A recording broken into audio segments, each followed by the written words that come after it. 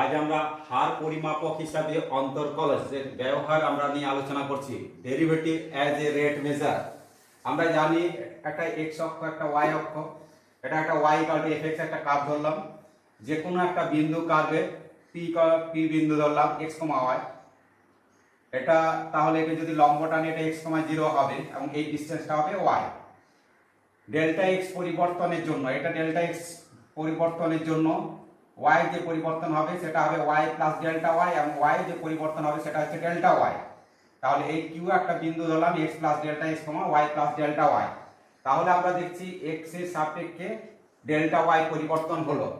তাহলে delta y by delta x এটাকে বলা হচ্ছে x এর সাপেক্ষে গড় পরিবর্তন।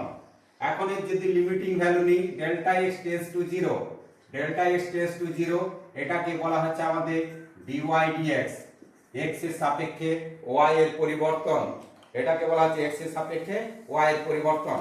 কোনো একটা মুহূর্তে x এর সাপেক্ষে y এর পরিবর্তনের হার যদি বলা হয়, x এর সাপেক্ষে y এর পরিবর্তনের হার, x এর সাপেক্ষে y এর পরিবর্তনের হার equal to dy ddx of y, ddx of y। এখন x ইকুয়াল টু 0 বিন্দুতে যদি বলা হয়, x ইকুয়াল টু x0 বিন্দুতে যদি বলা হয়, তাহলে যে রেট হবে সেটা হচ্ছে dy dx at x equal two x0। একই রকম ভাবে যদি আমাদের ইমপ্লিসিট ফাংশন হয়, অর্থাৎ parametric function y equal to f1t এবং x ইকুয়াল টু f2t, অর্থাৎ x আর y ডাইরেক্ট t এর সাথে সম্পর্ক না হয়ে যদি হয় তাহলে আমরা কিভাবে করব? আমরা জানি dy dt মানে হবে f1' t বা ddt অফ f1t, এটা ddt অফ f1t বা f1' t এবং dx dt ইকুয়াল টু হবে ddt অফ f2t অর্থাৎ f2' t। তাহলে আমরা পাবো dy dx is equal to dy dt whole divided by dx dt।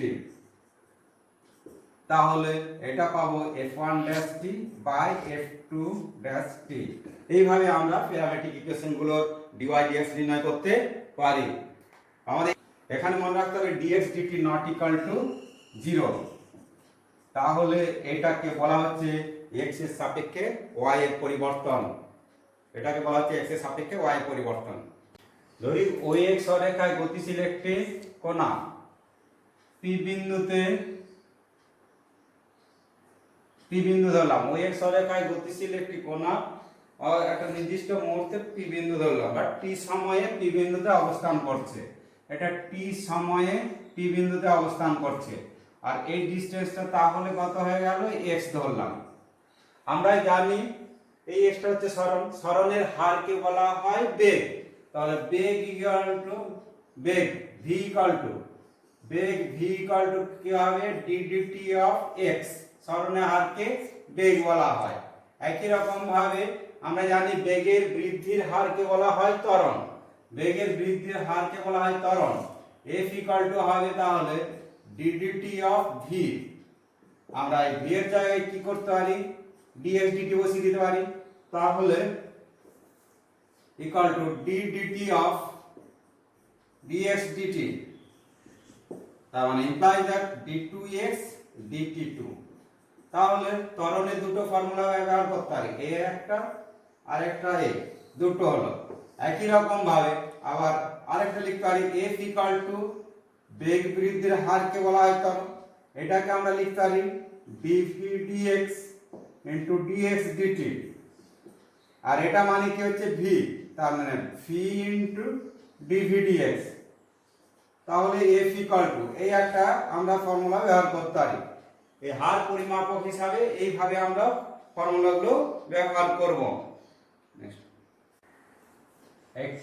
Example 1, একটি কণা y² = 16x অধিবৃত্তের উপর গতিশীল।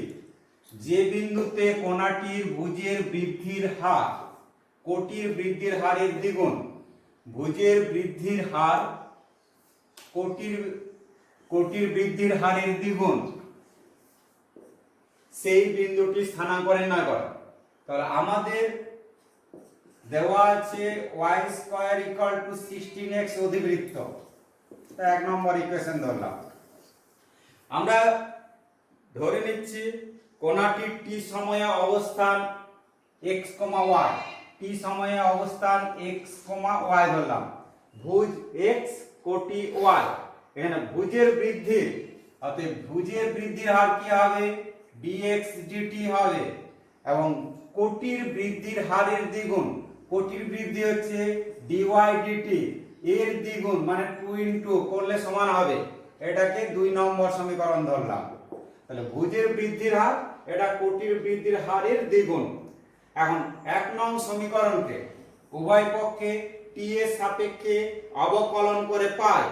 1 নং সমীকরণকে t এর সাপেক্ষে অবকলন করে পাই 2y dy dt equal two 16 into dx dt। তাহলে উভয় পক্ষে t এর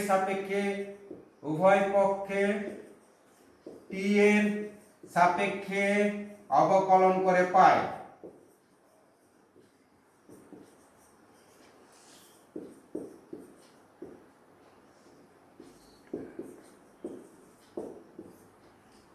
আমরা মানটা বসিয়ে দিচ্ছি, dx dt মানে কি 2 dy dt বসিয়ে দিচ্ছি। তাহলে 2y dy dt equal two 16 into 2 dy dt। এটা 2 থেকে dy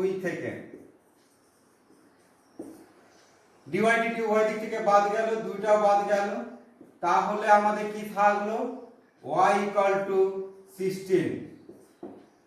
আমরা ধরে নিয়েছিলাম এই অধিবৃত্তের উপর x, y বিন্দু, তাহলে y এর উপর 16 বসিয়ে দিচ্ছি।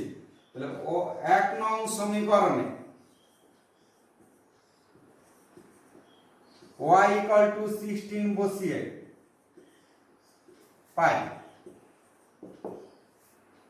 তাহলে 16 into 16 equal to 16x implies that x equal two, একটা 16 কেটে গেল, x ইকুয়াল টু 16। অতএব সেই বিন্দুটি স্থানাঙ্ক, অর্থাৎ নির্ণয় বিন্দুটির স্থানাঙ্ক, নির্ণয় বিন্দুটির স্থানাঙ্ক 16, 16। এইভাবে আমরা হার পরিমাপক হিসাবে অঙ্কগুলো করতে পারি। এক্সাম্পল 2, একটি গোলকের ব্যাসার্ধের সময়ের সাপেক্ষে পরিবর্তনের হার 1/2 পাই। যখন গোলকটির ব্যাসার্ধ 5 সেন্টিমিটার, তখন তার বক্রতলের ক্ষেত্রফলের এবং আয়তনের সময়ের সাপেক্ষে পরিবর্তনের হার নির্ণয় করো। তাহলে বক্রতলের ক্ষেত্রফল সময় সাপেক্ষে পরিবর্তনের হার নির্ণয় করতে হবে এবং আয়তনের সময় সাপেক্ষে পরিবর্তনের হার নির্ণয় করতে হবে। আমাদের কি দেওয়া আছে? ব্যাসার্ধের সময় সাপেক্ষে পরিবর্তনের হার। আমরা ধরলাম একটা গোলক যার ব্যাসার্ধ r, তাহলে ব্যাসার্ধের পরিবর্তনের হার মানে dr dt, এটা দেওয়া আছে 1/2 পাই। এটাকে 1 নম্বর ধরে নিলাম।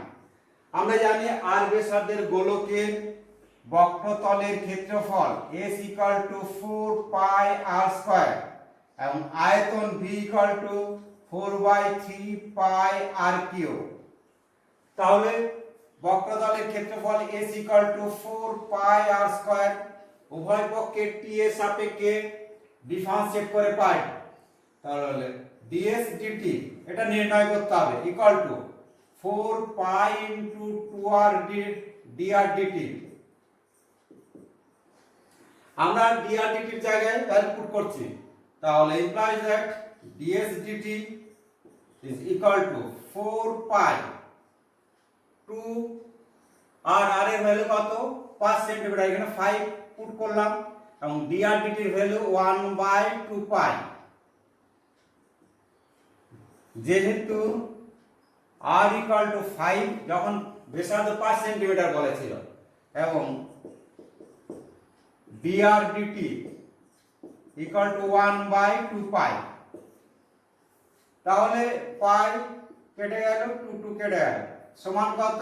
20। তাহলে আমাদের বক্রতলের ক্ষেত্রফল পরিবর্তনের সময় সাপেক্ষে পরিবর্তনের হার 20 সেন্টিমিটার পার ইউনিট টাইম লিখছি। অতএব বক্রতলের ক্ষেত্রফলের সময় সাপেক্ষে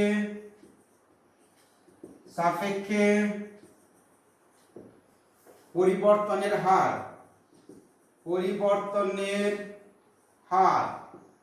20 সেন্টিমিটার স্কয়ার, যেহেতু 5 সেন্টিমিটার এখানে একটা সেন্টিমিটার স্কয়ার ছিল, পার ইউনিট টাইম, একক সময় আর কি, ইউনিট টাইম। এইভাবে আমাদের নির্ণয় করতে হবে। আবার ভি ইকুয়াল টু আমরা কি পাচ্ছি, আয়তনটা নির্ণয় করব 4/3 পাই আর কিউব। ভি ইকুয়াল টু কত, 4/3 পাই আর কিউব। উভয় পক্ষে টি এর সাপেক্ষে ডিফারেন্সিয়েট করে পাই। তাহলে ডিভি ডিটি ইকুয়াল টু 4/3 পাই ছিল, আর কিউবের ডিফারেন্সিয়েট টি এর সাপেক্ষে 3r² dr dt। আমরা এখন r এর ভ্যালু 5 বসাতে পারি, এই 3 ক্যান্সেল হয়ে গেল, তাহলে 4 পাই, r এর ভ্যালু কত 5, তাহলে 5 স্কয়ার মানে 5 ইনটু 5 করলাম, আর dr dt এর ভ্যালু হচ্ছে 1/2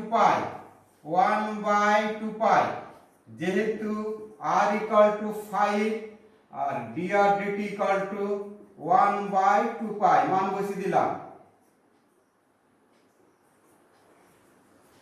এখানে পাই কেটে গেল 2, তাই 2 5 5 25 দুগুণে কত 50। অতএব আমরা পেলাম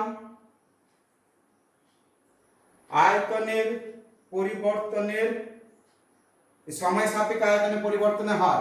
অতএব সময়ের সাপেক্ষে আয়তনের পরিবর্তনের হার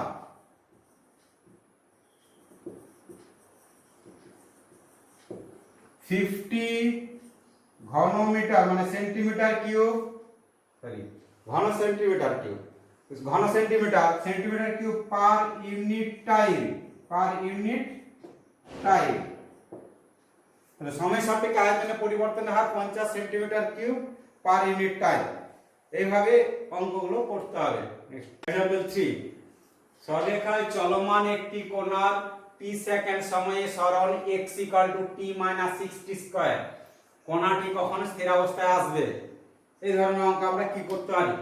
তাহলে আমাদের দেওয়া আছে x মানে সরণ, সময় সাপেক্ষে t - 6t square.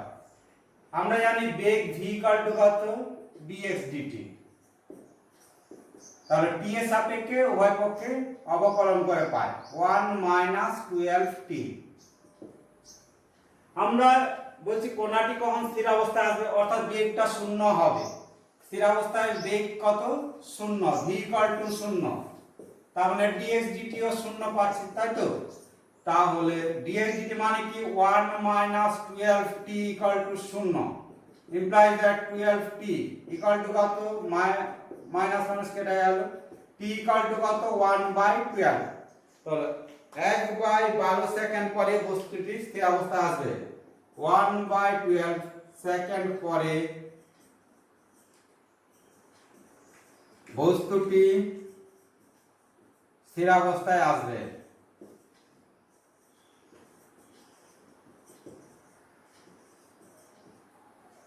Next example 4, একটি বৃত্তাকার কালি ফোঁটা সেকেন্ডে 2 বর্গ সেন্টিমিটার হারে বড় হয়।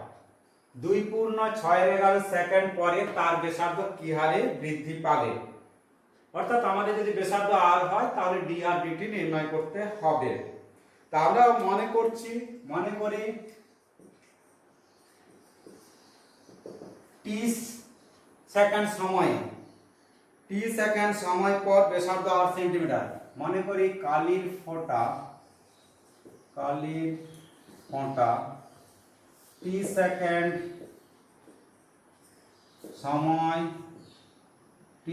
সময় পর ব্যাসার্ধ, কালির ফোঁটার ব্যাসার্ধ r একক এবং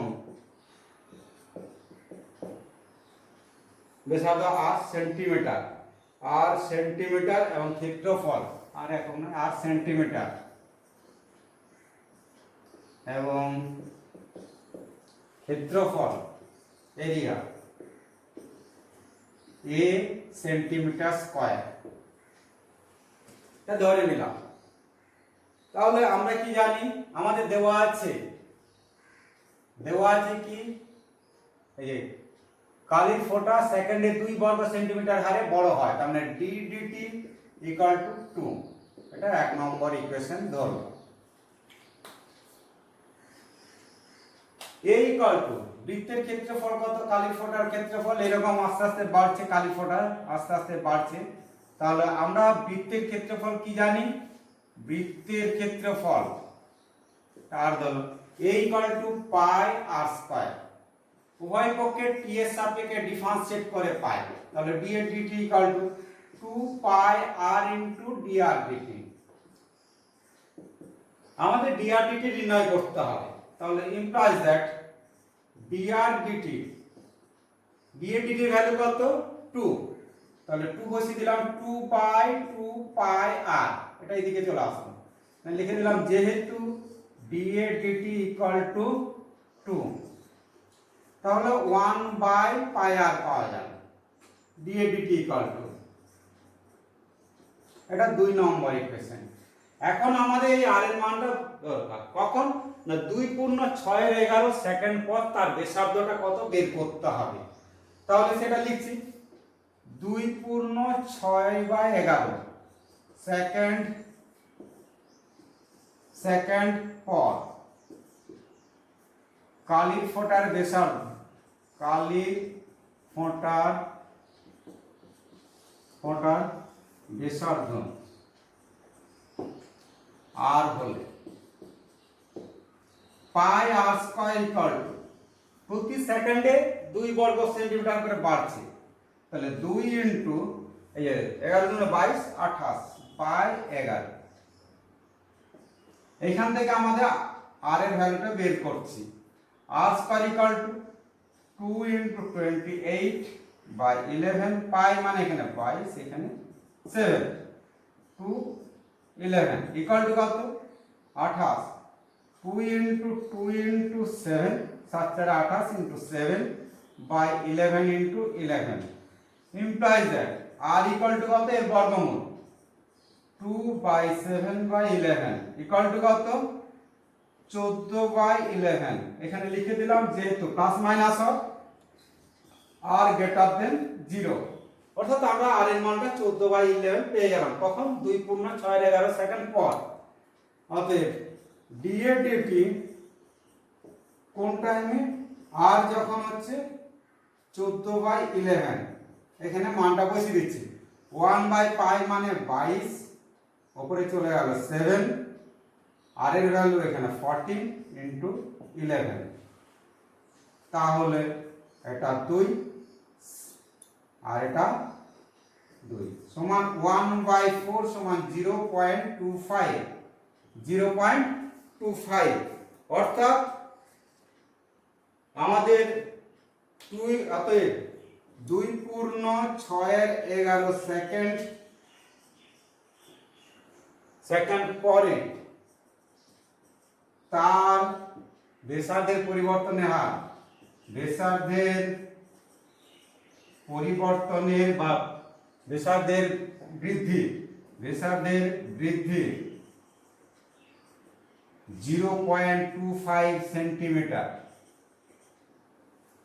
0.25 সেন্টিমিটার পার এই ব্যাসার্ধে। এখানে আমরা দেখেছিলাম dr dt কত, এটা dr dt, তাহলে আমরা পেলাম dr dt অর্থাৎ ব্যাসার্ধের বৃদ্ধি হবে, ব্যাসার্ধের বৃদ্ধি 0.25 centimetre per second.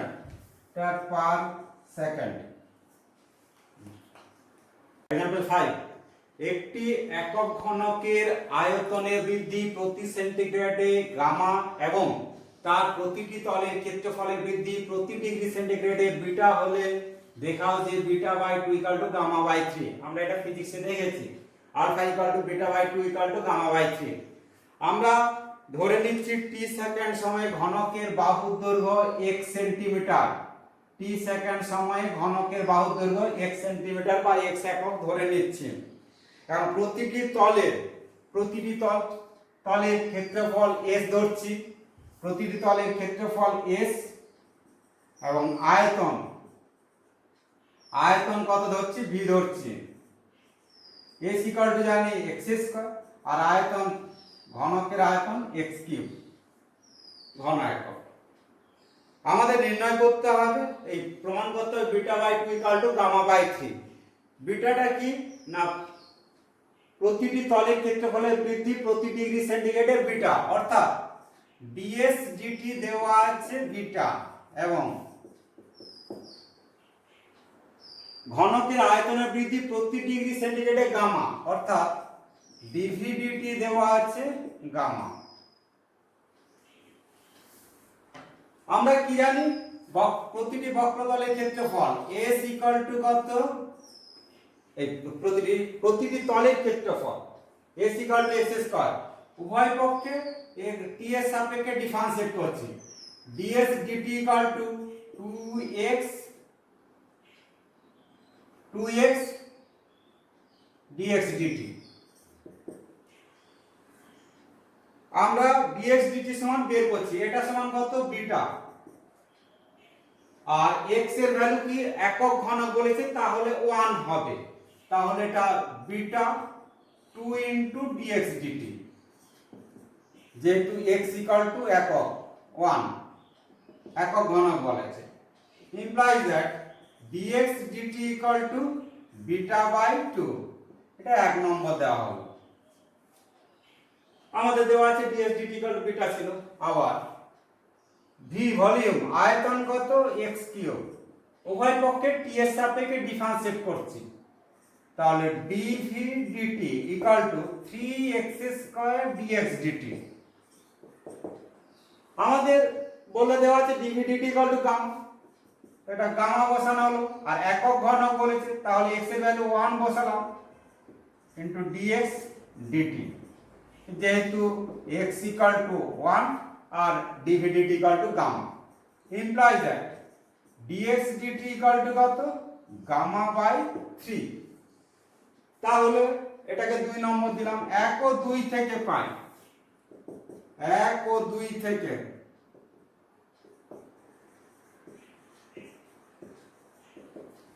Beta by 2 equal to gamma by 3 প্রমাণিত।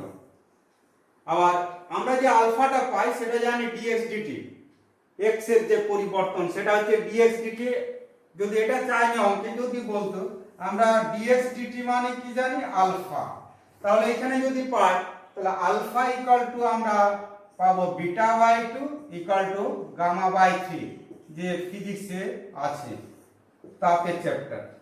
তাহলে এইভাবে আমরা অন্তর কলেজকে বিভিন্ন ক্ষেত্রে ব্যবহার করতে পারি, ফিজিক্স, কেমিস্ট্রি, বায়োলজিতে বিভিন্ন ক্ষেত্রে।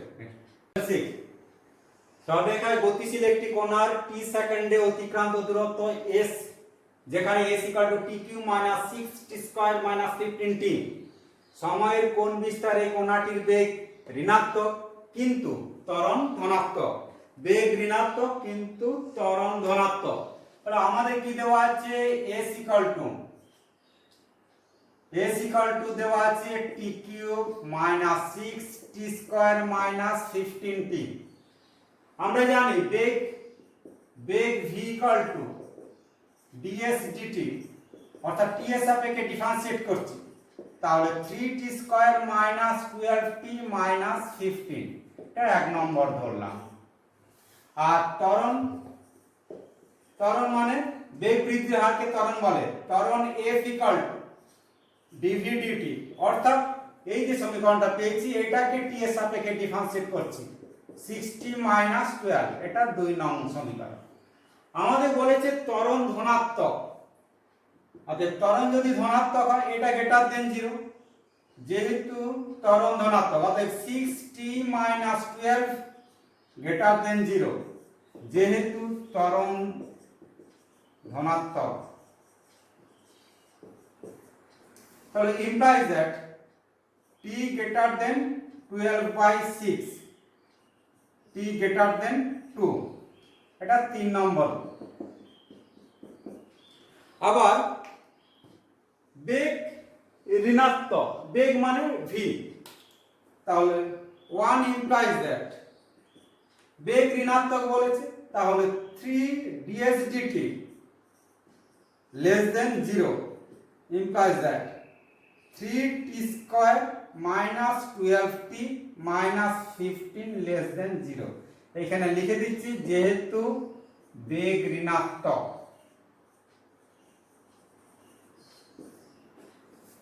3 কমন নিয়ে নিলাম, t square minus 4t minus 5 less than 0, 3, তাহলে t 5 একে 5, t minus 5, t plus 1 less than 0 implies that t less than 5। তাহলে এখান থেকে আমরা কি পাবো, এখান থেকে পাচ্ছি t এর মানটা 0 থেকে বেশি, 0, t less than 5, যেহেতু সময় ঋণাত্মক হয় না, যেহেতু সময় ঋণাত্মক হয় না, এটাকে আমরা 4 নম্বর ধরলাম। তাহলে 3 ও 4 থেকে পাবো, অর্থাৎ এই সময়ের মধ্যে বেগটা ঋণাত্মক। 3 ও 4, 3 ও 4, এই 3 ও 4 থেকে t এর মানটা 2 এর থেকে বড় কিন্তু 5 এর থেকে ছোট। এই সময় বিস্তারে, সময় বিস্তারে বেগ ঋণাত্মক, বেগ ঋণাত্মক কিন্তু ত্বরণ ধনাত্মক, কিন্তু ত্বরণ ধনাত্মক।